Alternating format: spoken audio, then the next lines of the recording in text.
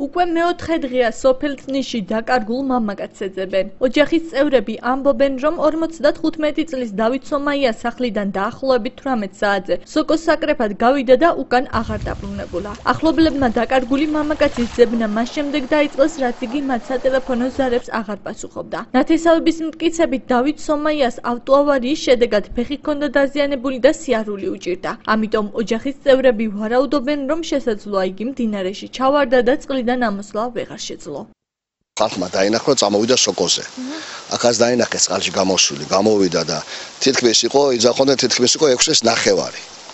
იმის მერე უკვე რო დაღამდა, დამირეკეს, რომ არ მოვიდა სახლშიო და წამოვედა საძებერაც. სრაზუ ასე იქნა მოდა უკვე 9 საათი. იმღაბეს ხო ვეძებეთ, თელი ღამე ვეძებეთ. მერე ჩამოვიდა ღამე მაშველები. მერე სულ მეტად ვეძებეთ ეს ტერიტორია სულ შემოვიარდა და ვერ ვნახეთ ვერცა. გუშინწინაც ასე იყო, სულ ვეძებეთ და ხმელეთს აღარ დაგვრჩა ეს ვერსია, რომ აქ იყოს და წყალთან იყო ახლოს ეთყობა მისული. ისეთი ადგილებია, რომ ჩასავარენი ადგილებია და ახლა ვეძებ წყალში. დაკარგული მამაკაცის ოჯახის წევრი ზურაბ ცომაია ამბობს, რომ მისი ძმა მდინარის ნაპირზე ხშირად გადიოდა და ტერიტორიასაც კარგად იცნობდა. მისივე თქმით, ადგილობრივებმა დაინახეს, თუ როგორ ეძებდა დავით სომაია წყლისპირა სოკოს. ამიტომ იგი ვარაუდობს, რომ მაშველებმა დაკარგული მამაკაცი არა ხმელეთზე, არამედ წყალში უნდა ეძებონ. 7 საათის წინ მოვიკითხეთ უკვე და ტელეფონზე არ გვიპასუხა, ტელეფონი გატიჩული იყო.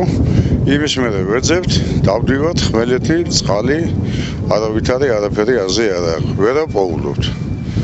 და ეხლა ვაგრძელებთ კიდე ეხლა ხიდებთან ჩავარდაბლა და ეგ გავაგრძელებთ კიდე ზევითა მხარეს არ არის, სადაც ვარაუდი იყო და სადაც უნდა ამოსულიყო, სადაც დადიოდა, თუ მდინარემ წაიღო და დაბლა არის. ჩავარდ ეხლა დაბლა მაშველებიანად, ხალხიანად და დავიწყებ ზევნას. ადგილობრივ სამაშველო სამსახურში მამაკაცის დაკარგვის შესახებ შეტყობინება 31 ოქტომბერს საღამოს 10 საათზე შევიდა. ადგილზე ახალციხისა და სამცხე-ჯავახეთის სამაშველო სამსახურის ჯგუფები გამოცხადდნენ. მას შემდეგ სამძებრო სამუშაოები როგორც მდინარის ნაპირზე, ასევე წყალში მიმდინარეობს. სამაშველო სამსახურის ჯგუფის უფროსის თქმით, სამძებრო სამუშაოები მანამდე არ შეწყდება, სანამ დაკარგულ მამაკაცს არ იპოვიან.